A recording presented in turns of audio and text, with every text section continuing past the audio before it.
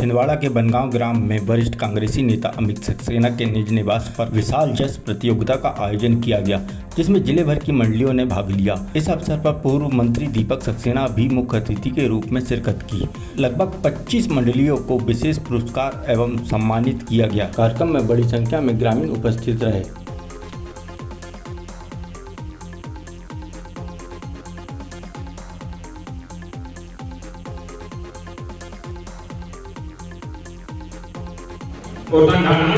या 18वां पुरस्कार श्री गजा मंडल ने प्राप्त किया है। जोरदार ताली बजा रहे 49 हुए वो। और 17वां पुरस्कार यह है 1500 रुपए की राशि है। यह जो 1500 रुपए की पुरस्कार राशि है 17वें यहाँ पर सल्पाहार जो हमारे अमित भैया के द्वारा व्यवस्था की गई है वो जरूर ग्रहण करेंगे।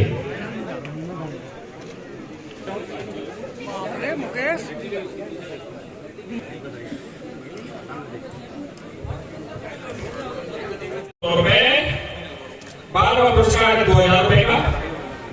ये 2000 रुपए जो है एक बार ताली बजाइए सभी लोग जोरदार। ये गया है तीसरा पुरस्कार जिसकी इनाम राशि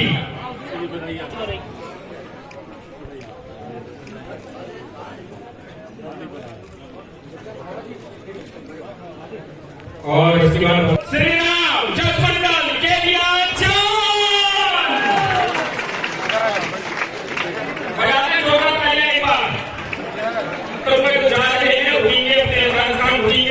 आपके स्थान पर ही आपको स्वल्पाहार पहुंचाया जाएगा, कोई भी नहीं जाएगा। ग्राम बनगांव में 33वां वर्ष लगातार जस प्रतियोगिता का है। ये संपन्न हुई और सब लोगों के सहयोग से संपन्न हुई। मैं इस अवसर पे गणेशोत्सव के अवसर पे सभी प्रतियोगियों का धन्यवाद अदा करता हूँ और उन्हें शुभकामनाएं देता हूँ। साथ में गणेशोत्सव पर्व की मेरी ओर से सभी जिलेवासियों को और सभी प्रतियोगिता में भाग लेने आए सभी लोगों को शुभकामनाएं देता हूँ। माननीय कमलनाथ जी, नकुलनाथ जी की ओर से भी शुभकामनाएं। भगवान गणेश जी के चरणों में हमें हर की तरह मेरे दादा के गाँव में यहाँ पर गायन प्रतियोगिता होती है। इसमें सभी जगह के लोग आते हैं। सब लोग अपनी अपनी जो भी ज्ञान है उसको यहाँ पर सबके बीच में बांटते हैं और उसके माध्यम से यहाँ पुरस्कार का वितरण होता है। साथ ही भाईचारा प्यार अपना साथ साथ हम लोगों में एक दूसरे की कमियाँ हैं वो एक दूसरे के साथ बैठने से समझने से दूर होती है।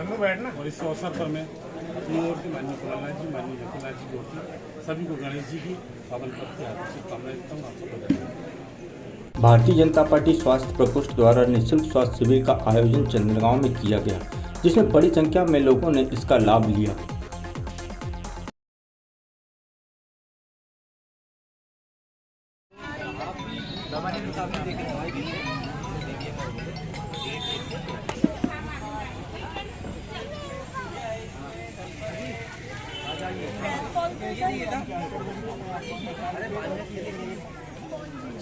भैया इधर एक मिनट रुकना, मेहनत कर रहे थे ना, यहाँ खड़े कर क्या?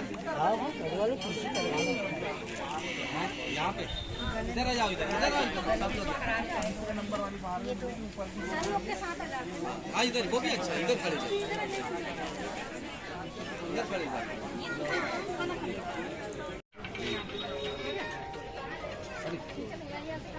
हाँ सर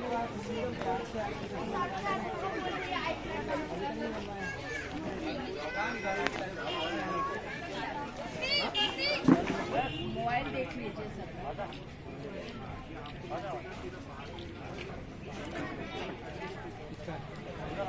प्रकोष्ठ की ओर से आज मैं आपको बताना चाहूँगा कि स्थानीय चंद्रगांव में श्यामा प्रसाद मुखर्जी वाटिका में देश के यशस्वी प्रधानमंत्री माननीय श्री नरेंद्र मोदी जी जो सेवा के संकल्प के साथ देश को एक नई दिशा और एक नया दौर दे रहे हैं, उनके नेतृत्व में, उनके मार्गदर्शन में चिकित्सा प्रकोष्ठ द्वारा सेवा पखवाड़ा मनाया जा रहा है, जिसके अंतर्गत यहाँ पर एक स्वास्थ्य शिविर का आयोजन किया गया।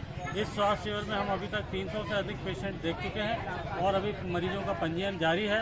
इस शिविर में थायराइड, बीपी, शुगर की जांच की गई और जिनको जो आवश्यक दवाएं थी उस दवाइयों का वितरण भी किया गया।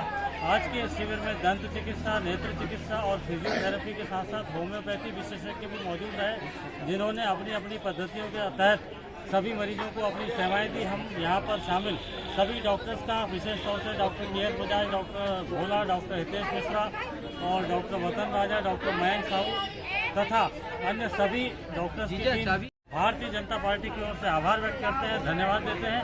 और इस आयोजन में इस वार्ड के चंद्रगांव के तीनों वार्ड क्रमांक 36 से श्री दिवाकर सरा सदारंग जी, 37 से श्री राजेश मोखलगाय जी और 38 से पिंटू मासाद जी का सहयोग रहा, जिन्होंने जनता को यहाँ तक शिविर के बारे में जानकारी दी और यहाँ उनका सहयोग मिला। हम उन सबका आभार व्यक्त करते हैं। बहुत बहुत नगर पालिका निगम सफाई कर्मचारियों ने अपनी मांगों को लेकर काम बंद हड़ताल प्रारंभ कर दी है। किसी से भीख मांग के चाहे तो मजबूरी हो, हमारी पूरी हो, चाहे तो मजबूरी हो, हमारी पूरी हो। कर्मचारी एकता, कर्मचारी एकता, मदहोश प्रशासन, मदहोश प्रशासन, मांग हमारी पूरी करो, मांग हमारी पूरी करो, चाहे मजबूरी हो। आंदोलन में नगर पालिका अधिकारी कर्मचारी संघ के अध्यक्ष, प्रदेश अध्यक्ष श्री सोलंकी जी, इनका भी हमें पूर्ण समर्थन है और हमारे इस चरणबद्ध आंदोलन में अब अधिकारी कर्मचारी संघ नगर पालिका निगम के ये भी हमारे साथ आंदोलन में हड़ताल में रहेंगे। और मैं मीडिया के और आप संचार भाई के माध्यम से ये बात रखना चाहता हूँ कि ये प्रशासन चाहे जो भी हो, लेकिन अगर इस प्रकार ऐसे कर्मचारियों की उपेक्षा करेगा जो कोरोना काल जैसे में फ्रंट लाइन में रहे, है ना, डॉक्टरों की बहुत वाही हुई, सभी की वाही हुई, लेकिन ये कर्मचारी जो अपने बिना संसाधनों के भारत की सेवा में लगा रहा, लेकिन इसको क्या मिला है आज तक? कुछ नहीं।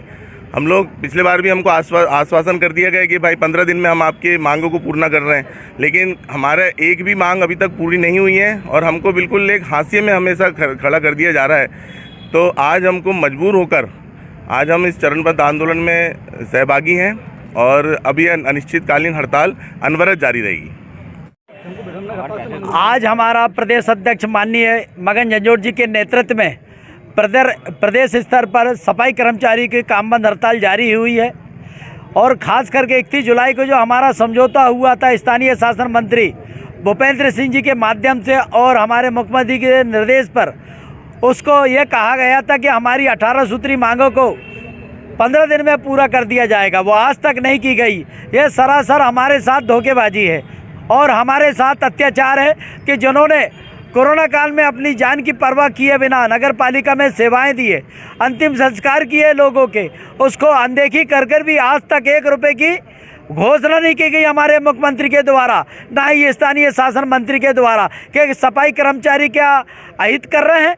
छिंदवाड़ा में रहकर पूरे प्रदेश में इस तरह हमारा कर्मचारी काम कर रहा है, लेकिन स्थानीय शासन मंत्री के द्वारा हमें झूठ बोल के हड़ताल तोड़ा दी गई और ना ही हमारी मांगों को पूरा किया गया। मैं जनता जनार्दन से निवेदन करूंगा, इस हमारी मांग पर छिंदवाड़ा की समस्त जनता से निवेदन है, जो कठिनाइयाँ होगी, हमारा आपसे विरोध नहीं है, हमारा आपसे अपेक्षा की जाती है। हमारी मांगों को पूरा करने के लिए शासन प्रशासन के आपके माध्यम से भी आवाज़ उठना चाहिए कि हम सवेरे से जो सफाई कर्मचारी आपकी बस्तियों में बस्तियों में जाकर आपका कचरा उठाते हैं और अपनी समस्या को अनदेखी करके हमारा वेतन को भी अनदेखी कर दी जा रही है, जो कि हमको 1 से और 5 का तारीख के बीच में तनख्वाह मिलना चाहिए, वो तनख्वाह हमें नहीं दी जा रही, जबकि शासन के निर्देश है। उसके बावजूद भी क्या मुख्यमंत्री का ध्यान नहीं है कि कर्मचारी को समय पर वेतन क्यों नहीं दिया जा रहा है? ये वोट बैंक की पॉलिसी कर रहे हैं आप। यहाँ पर तो हमारे माता बहनों को दे रहा हूँ 1000 रुपये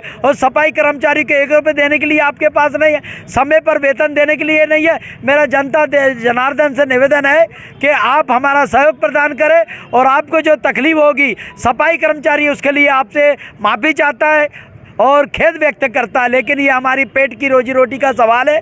आप लोगों से जनता जनार्दन से निवेदन है, आज से हमारा काम में हड़ताल जारी हुआ है, आप लोग भी सहयोग प्रदान करें, इसके लिए हमें क्षमा चाहते हैं। और धार्मिक जो आयोजन चल रहा है गणेश जी का, मैं गणेश जी के इसमें जो पंडालों में जो दिक्कतें होगी उसके लिए हम क्षमा चाहते हैं। व्यक्तिगत तरीके जो भी हमारा भगवान धार्मिक व्यवस्थाओं में हमारा सहयोग लगेगा हम देंगे, लेकिन हमारी जब तक रोजी रोटी का इंसाफ नहीं होगा हमारा हड़ताल विधिवत चालू रहेगा। सपा एकता। पेंच बांध प्रभावित किसानों ने कल जल सत्याग्रह किया, जिसमें बड़ी संख्या में किसान मौजूद रहे। पूर्व में भी इन्होंने रैली निकालकर कलेक्ट्रेट कार्यालय पहुंचकर अपना मांगों को लेकर ज्ञापन सौंपा था।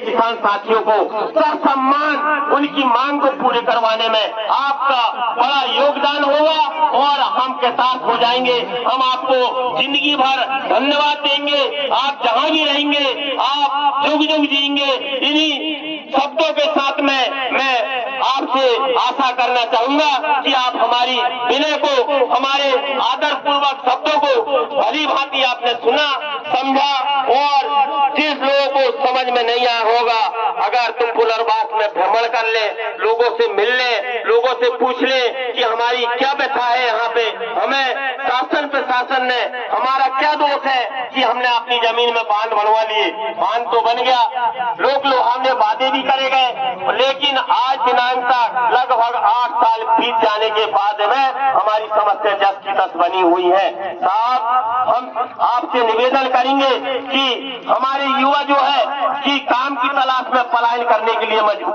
जी बताइए।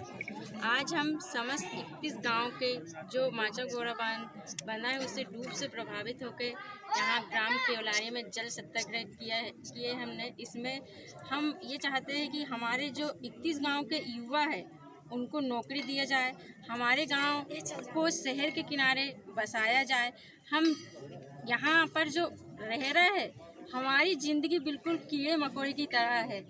3 तरफ से पानी है, एक तरफ से अदानी है, आने जाने का कोई मार्ग नहीं है।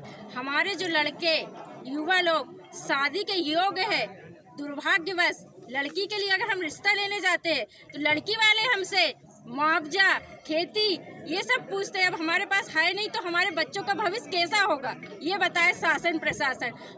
आज से नहीं, हम लगातार 9 वर्षों से आंदोलन कर रहे हैं, लेकिन शासन और प्रशासन ने आज तक हमारी कोई सुध नहीं ली। अगर अभी मैं परशुराम वर्मा डूब क्षेत्र का एक प्रभावित किसान हूँ। हमारी विगत लगभग 8 वर्षों से लगातार मांगें चल रही है कि शासन प्रशासन का ध्यान हम भाजपा और कांग्रेस दोनों दल के नेताओं से भी गुहार लगा चुके हैं और एसडीएम से लेकर कलेक्टर तक भी हम 11 सितंबर को ज्ञापन के माध्यम से दे चुके हैं। 20 सितंबर को हमने घोषणा किए थे कि हम एक सांकेतिक जल सत्याग्रह केवलारी संभा इसी ग्राम में करेंगे। इस गांव को आप देख सकते हैं, आप मीडिया के लोग हैं, आप हमारी बात को उठा सकते हैं कि ये आसपास से टापू में तब्दील हुआ है ग्राम पंचायत केवलारी संभा, और पीछे से भी पानी भरा है, सामने से भी पानी भरा है, और उसमें जहरीले सर्प घर में घुस रहे हैं, सर्प डस से मृत्यु हो रही है, पानी में डूबने से मृत्यु हो रही है। युवाओं को काम की तलाश में बाहर जाना पड़ता है, यहाँ काम धंधा कुछ नहीं है। मेरा शासन प्रशासन से निवेदन है कि ये बचे मकान जो है उनका अधिग्रहण करके किसानों को पैसा दें और पुनर्वास में उनको विस्थापित करें। पहली बात ये है। दूसरी बात ये है कि बारह धनोरा को उन्होंने जानबूझ करके पानी के किनारे पुनर्वास किया है, जो नियम के अनुसार बहुत गलत है कि पानी के किनारे कभी बसाहट होती नहीं है। फिर भी शासन प्रशासन ने गलत स्थान पर बसाया है, जहां भी वहां भी यही स्थिति है कि सर्प डस से मृत्यु हो रही है, सर्प पुनर्वास में घुस रहे हैं और थोड़ी सी भी बाप बेटे के बीच में कहा सुनी हो जाती है तो बेटा पैसे के अभाव में बाप को मारता कूटता है और नहीं तो फिर तालाब में डूबने की धमकी देता है और तालाब में डूब के मर जाता है। ऐसी कंडीशन हमारे डूब क्षेत्र में आ रही है। मेरा शासन प्रशासन से निवेदन करूंगा कि उनको जो बांध बनते समय कहा गया था कि आपको 4 गुना मुआवजा दिया जाएगा, आपके परिवार को नौकरी दी जाएगी, वो अपना वादा पूरा करें, 4 गुना मुआवजा दे और परिवार के एक सदस्य को नौकरी दे। इसी आशा के साथ में हमने आज संकेतित जल सत्याग्रह किया है और अगर सरकार नहीं मानती है तो ऐसी कंडीशन में हम मेन बंधा पर माचागोरा डैम पर 27 तारीख को हम जाने वाले हैं। आपके माध्यम से शासन प्रशासन का ध्यान आकर्षित कराना चाहते हैं।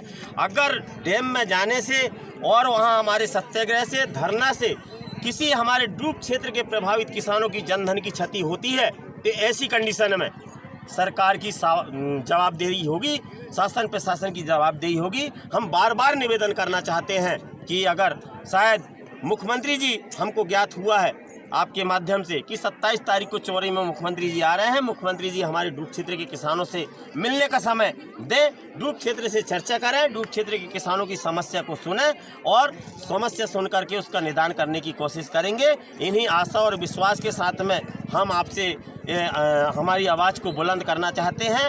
अगर मुख्यमंत्री जी नहीं सुनेंगे तत्पश्चात हम विपक्ष के नेता सम्मानित कमलनाथ जी से भी अपनी समस्या को लेकर के गुहार लगाएंगे और आचार संहिता के पहले हमें कोई ना कोई निदान मिलना चाहिए, तभी हम राजनीतिक पार्टी को सहयोग करेंगे। अन्यथा संपूर्ण 31 गांव के डूब क्षेत्र के किसान जो है मतदान का बहिष्कार करने वाले हैं। किसान एकता।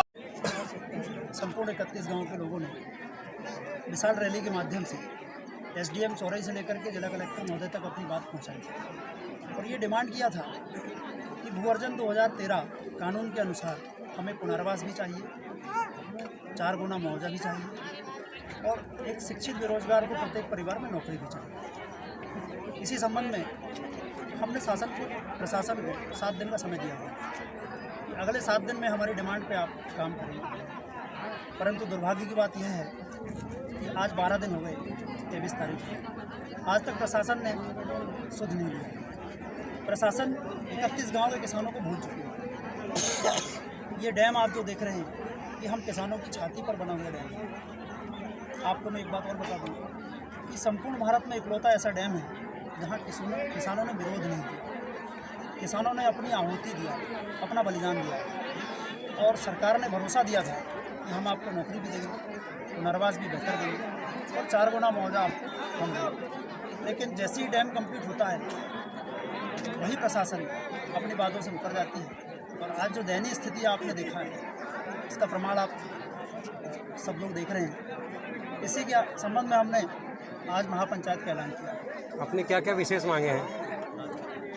कानून 2013 जो पूरे संपूर्ण भारत में लागू है, हम चाहते हैं कि 2013 के अधिनियम के तहत मुआवजा 4 गुना शासन दे, प्रत्येक परिवार के शिक्षित बेरोजगार युवा को नौकरी दे, पुनर्वास की जो व्यवस्थाएं उस कानून के अंतर्गत दी हुई है समस्त व्यवस्था इस डूब क्षेत्र में लागू है। कितने जनसंख्या यहाँ पे, कितने ऐसे मकान डूबे अपने यहाँ पे केवलारी गाँव में? इस केवलारी ग्राम की जनसंख्या लगभग 1600 है।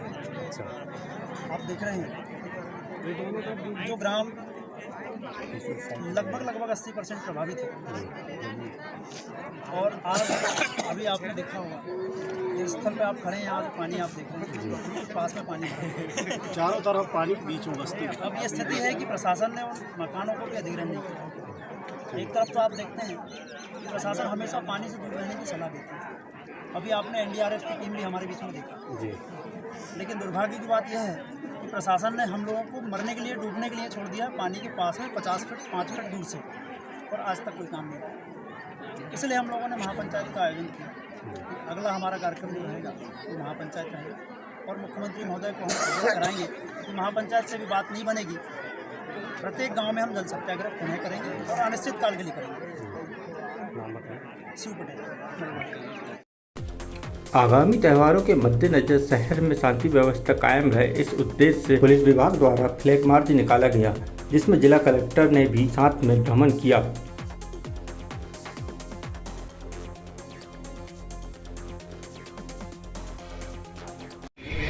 एक अच्छा प्रदर्शन दे हमारी वर्किंग का, कोई हेलमेट इसको डाल के ना उसको गिराने लगे। इन जनरल मार्चिंग में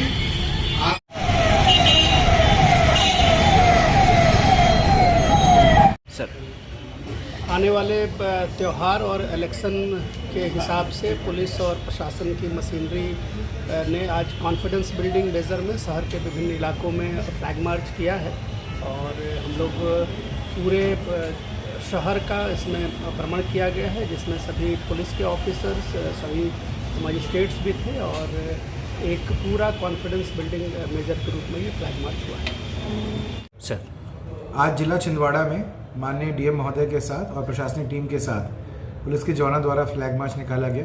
फ्लैग मार्च में पहले पैदल और फिर गाड़ी के माध्यम से शहर के सभी प्रमुख स्थान कवर किए गए। त्यौहार को ध्यान में रखते हुए जुलूस और विसर्जन के स्थानों का भ्रमण किया गया।